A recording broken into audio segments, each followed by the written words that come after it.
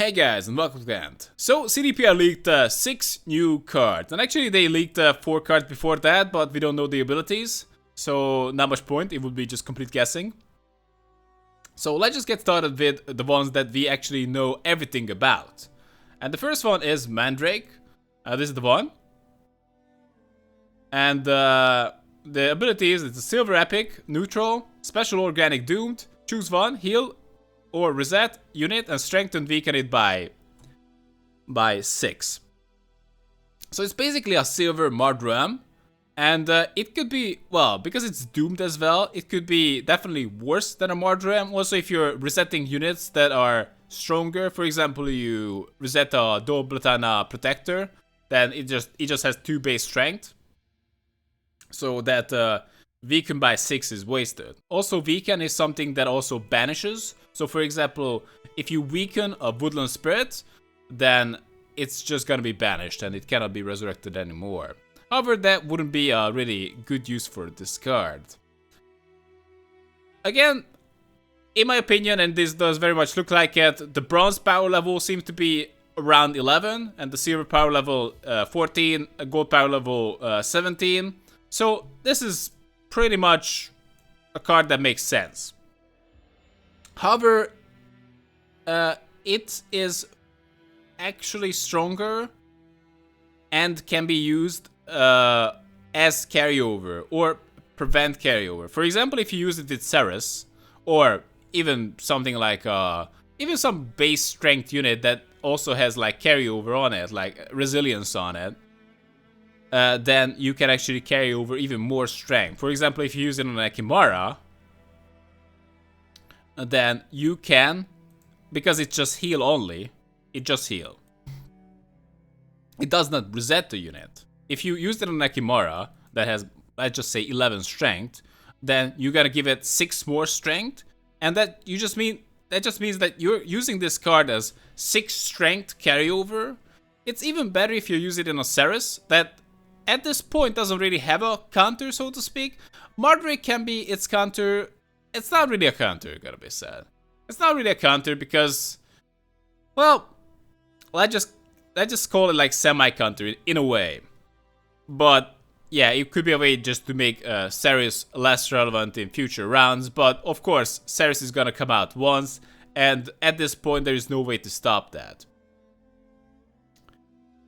And with this, you can have significant carryover. Mardram wasn't really strong enough for this. Wasn't really worth consideration to include for that purpose. But it's definitely going to be the case with Mandrake.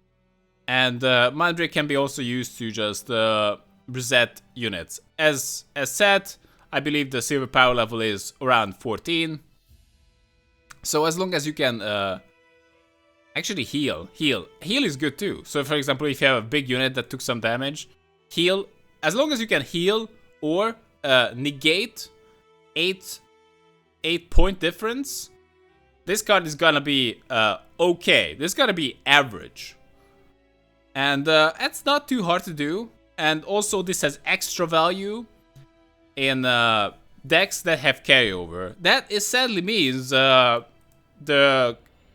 it would be actually a good fit into the Dagon decks and to the Skellige decks that are quite popular in this meta.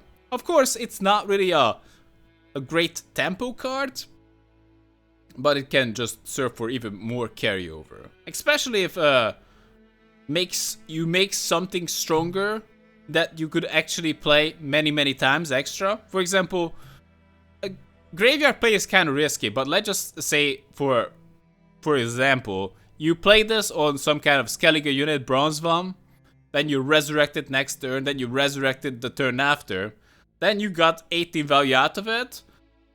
If you try to do that with the Mardram, it would be not worth it. You would simply get 3 times 3 value.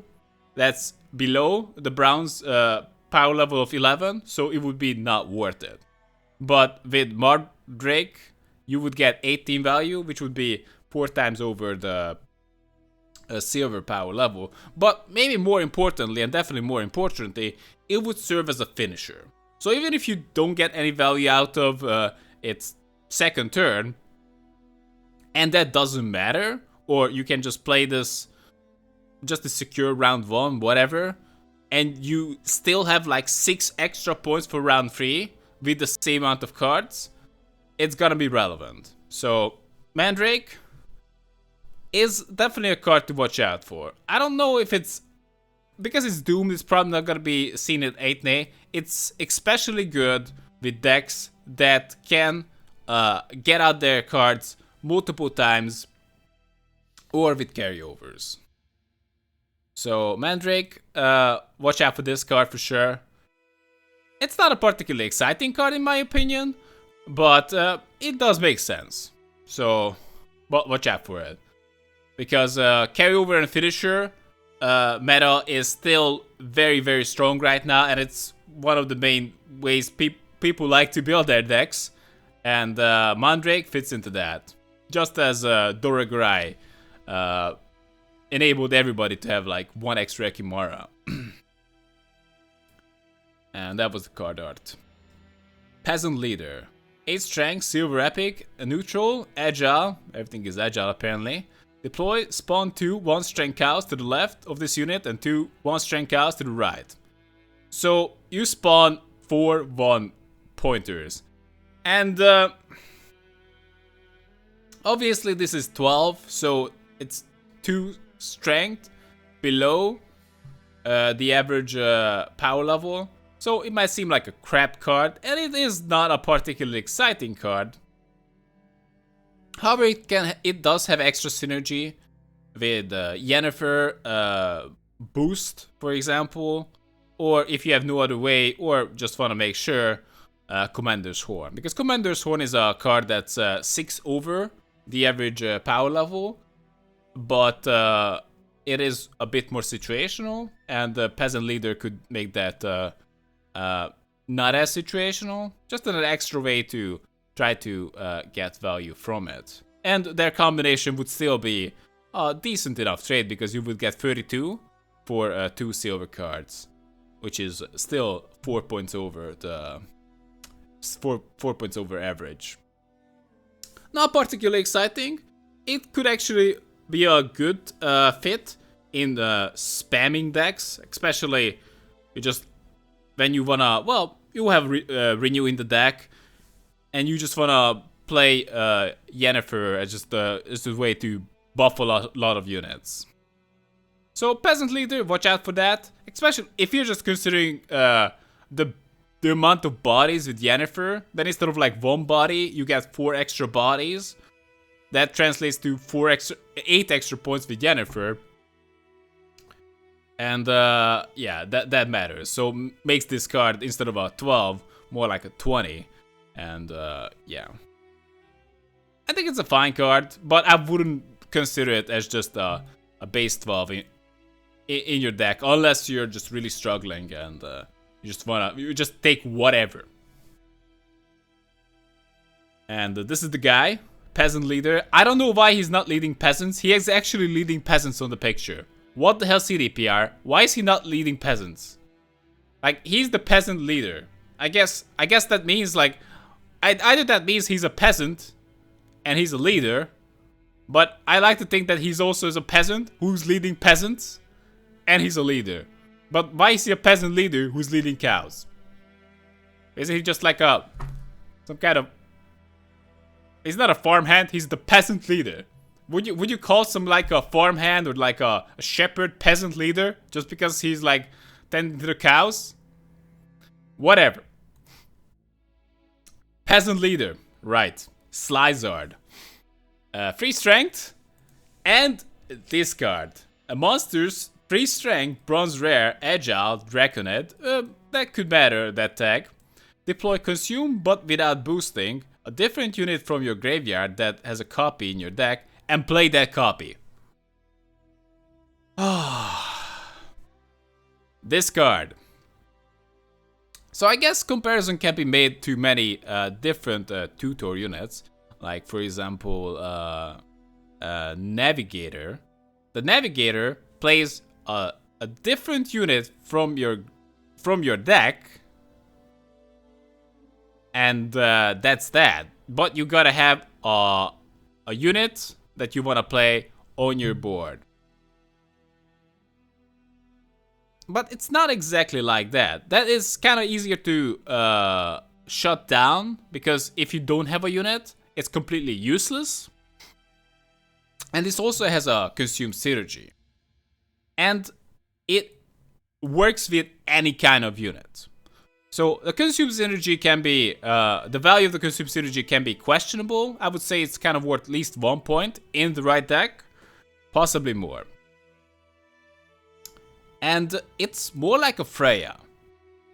We can compare it to Reaver Scout, we can compare it to Navigator, but it's more like a Freya. Because you gotta have,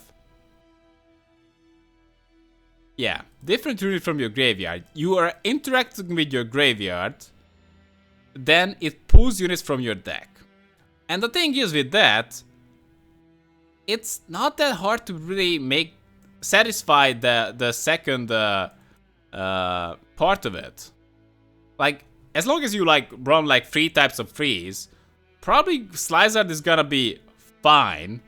You should be able to just make it work. Of course, this is not a card that you wanna play first turn at all, unless you're like consume deck. With that, again, you even have an extra reason to run it. But this is good. Like, in a way, you gotta think about. Just a sec. In a way, you gotta think about this card as a priestess of Freya. Damn cold. So,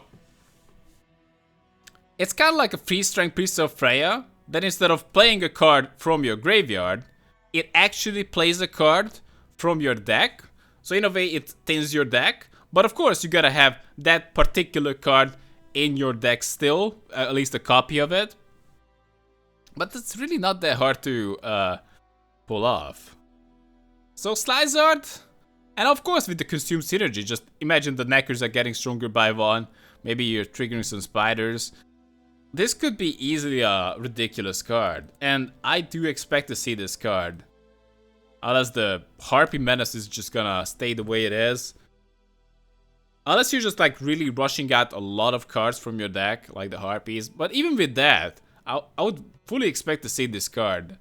At least like, you know, one like more like 2 or 3 inclusions in the deck. Because this is basically a free strength Priest of Freya with extra consume synergy that thins your deck. And again, this satisfying that having a copy in your deck is not that tricky. Of course, you would have to fight like first 2 rounds at least somewhat that at least some of your cards die. And of course, this is even better with a consume deck because you start consuming units right away. And Slice Out is even better. So I just see this card as more like a, because the average bronze power level is like 11, then this is a 14 plus slap the consume synergy on top of that. We're talking 15, and who knows, maybe even more. But this is at least a 15 in the right deck. And I know it's an amazing card because Priestess of Freya is an amazing card. And Slice Out is just that 2 better with the consume synergy, so. And the fact that you need to play cards from your deck really doesn't matter a lot. It could be even an advantage because you're thinning your deck. So, in a way, kind of think about it like the Elven Mercenary. If you only have 3 spells, then yeah, you need to mulligan away those 3 spells every single time, because those are the spells the Elven Mercenary draws into. But if you like put in like 6 spells in your deck that the Elven Mercenary can play, then you not really have to mulligan those away that much. So it's not a huge deal, because you're just playing any spells. And the Slicer, again, you're just playing a different unit. As long as you have like 3 triplets, that should be pretty easy to satisfy, even for 2 free. But if you're just running 4 triplets alongside the Slizard, like, that's gotta be super easy to satisfy it's gonna happen every single time, and you would mostly just mulligan away some slides earlier. I don't know, if you're running a consume deck, probably just keep them, because they're ridiculous. So this is easily like a 14, 15 strength bronze. And yeah, Priest of Freya for monsters with +2. That thins your deck. What could go wrong? Dolbatana Swordmaster. This is the Slizard. Deploy damage generated by this unit's power. So this is basically Bran as a common. And currently, the Hawker Dragoon is garbage. It's a 7 strength that boosts 1 for every extra turn. It's too slow. It's way too slow. Also gets destroyed by Alter. It would need at least 1 or 2 boosts just to make it viable. And the Hawker Support, which is a 6 that boosts for free. It could be a combination with the Dolbatana Swordmaster. Because let's just say like it's a 9 and this is an 8 base.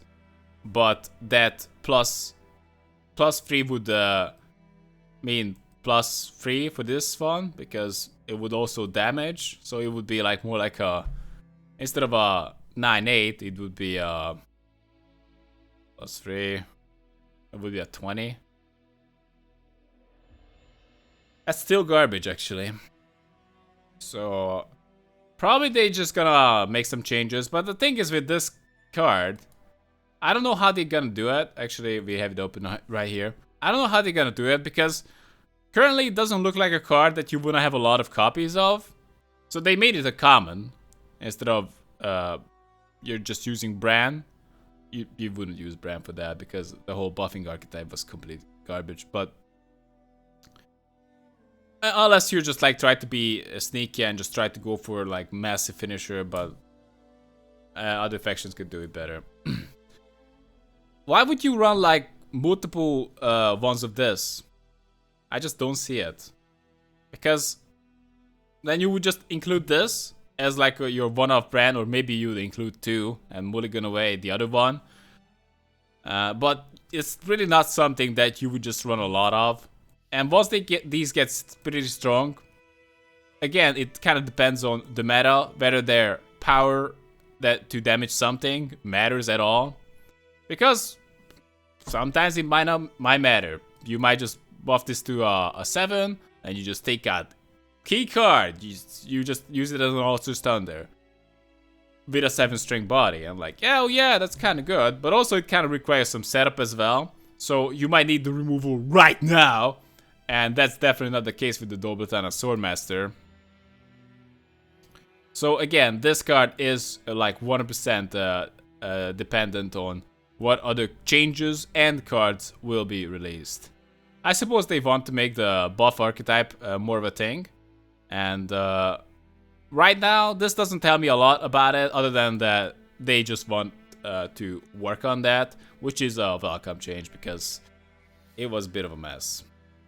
However, buff archetype is a tricky one to balance, because it kind of feeds into that carryover finisher meta. It's not carryover, but it's the finisher.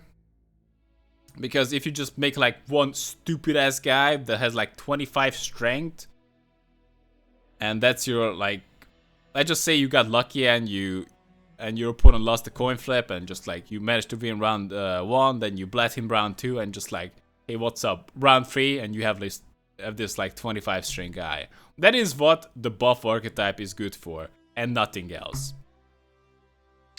And hope they kind of go away from that, because it's too much about finishing your opponent. Like, I don't know.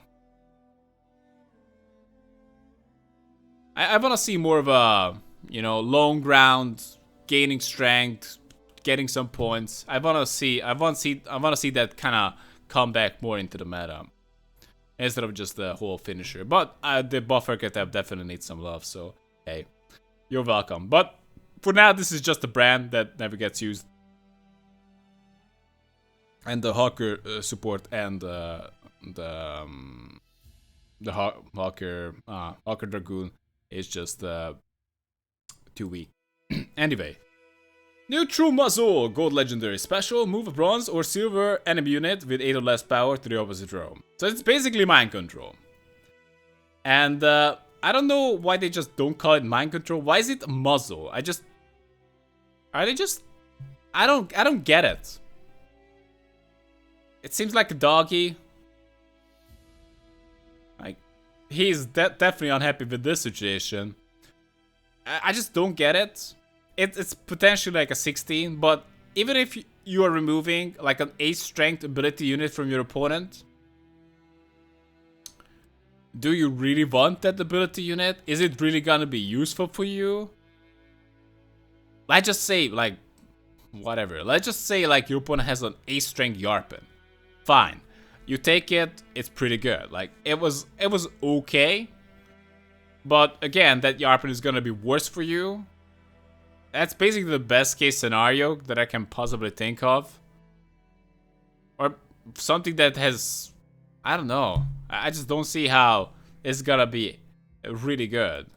Because many of the cards, most of the cards in the game are very archetype dependent. And just taking one card from the opponent with 8 or less power, especially if you're taking it with less power than 8.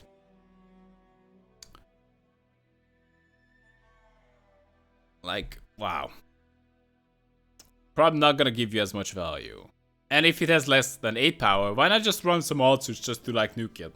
Altar is again a card that kinda lagging behind. It used to be a 7 when the average power level of the bronzes were like 8 or 9.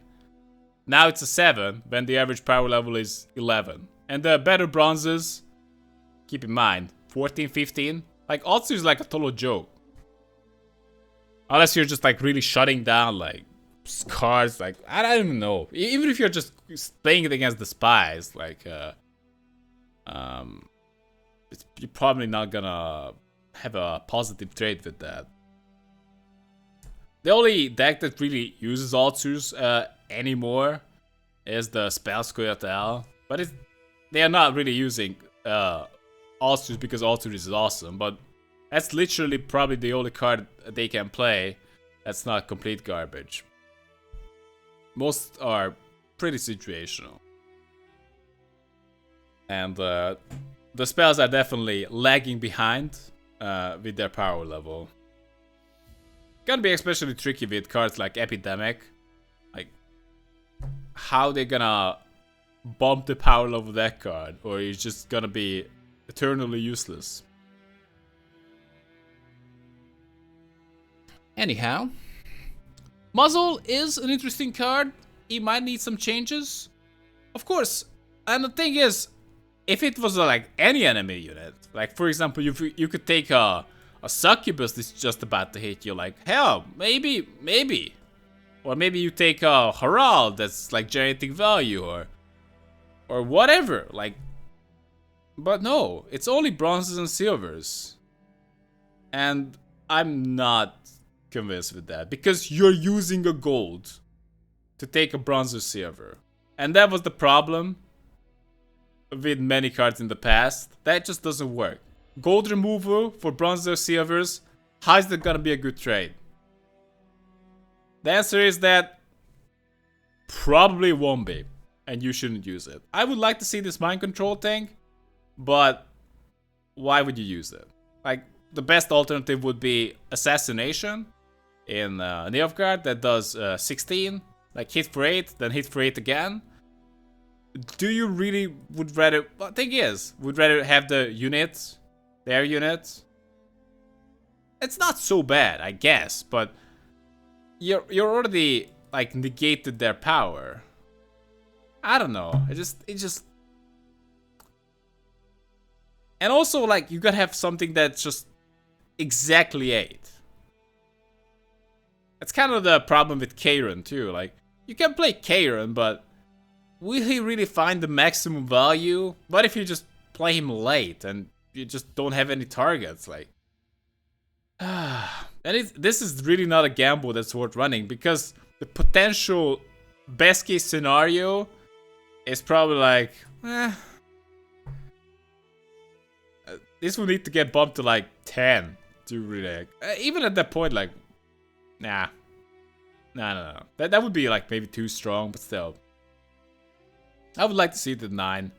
Maybe just leave it like that, but also include golds. Then, okay. Then it would be like a situational counter to some golds that actually stay on the board. But not like this. Neutral, Krausai, bronze, rare.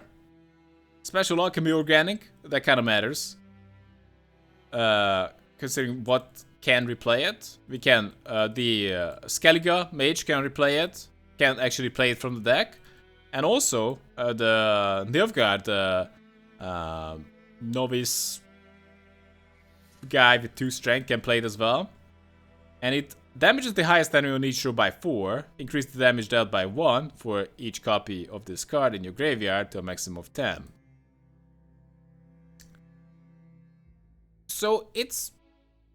if you're just playing it with the body, it's basically like a Mahakam Pyrotechnician that needs setup.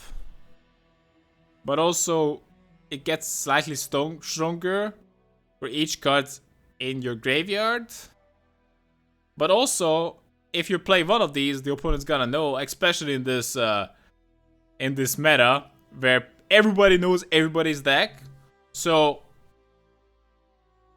you would need to move them to the desired rows, because your opponent's gonna play around it by playing on 1 or maybe at most 2 rows, making this card not worth it, because the maximum power of this card is 12 first of all, which is okay if you get that.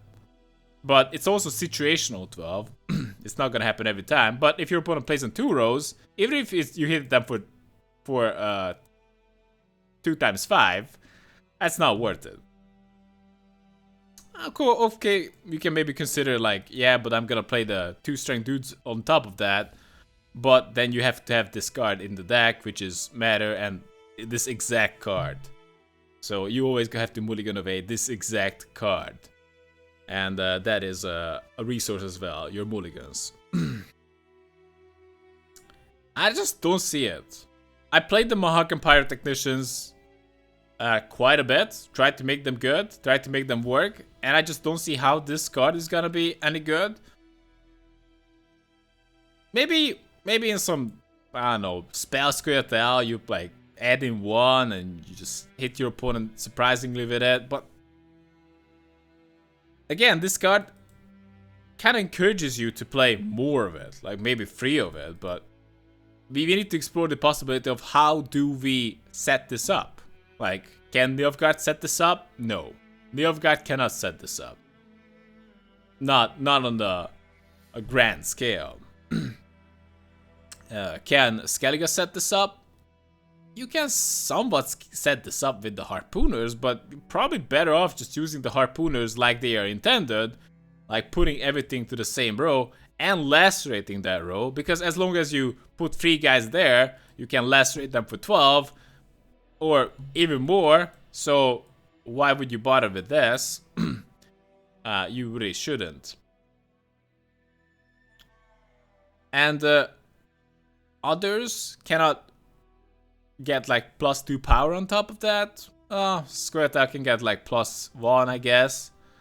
And can also use other movers, but it's probably just not worth it. But still, it's kind of too early to tell. I think it's a fine addition, a Krausai into the game. It's kind of fine. At least it's kind of nice to see that it's more viable than other removals. I guess it's it's kind of in line with the Arrakis Venom. But I would argue Arrakis Venom is just straight up better than this.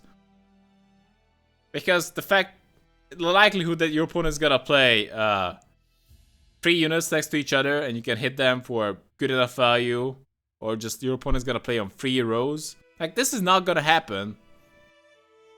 Especially after your opponent knows that you played 1. You can just like keep punishing him. Like, best case scenario, this is like good, because it's just becomes a 12, then 15, then 18. Just like, wow, this is awesome. I'm just generating insane value, punishing the opponent for playing on multiple rows. But the question is, how do you make them play on multiple rows? Because your opponent would need to have a very good reason to do that.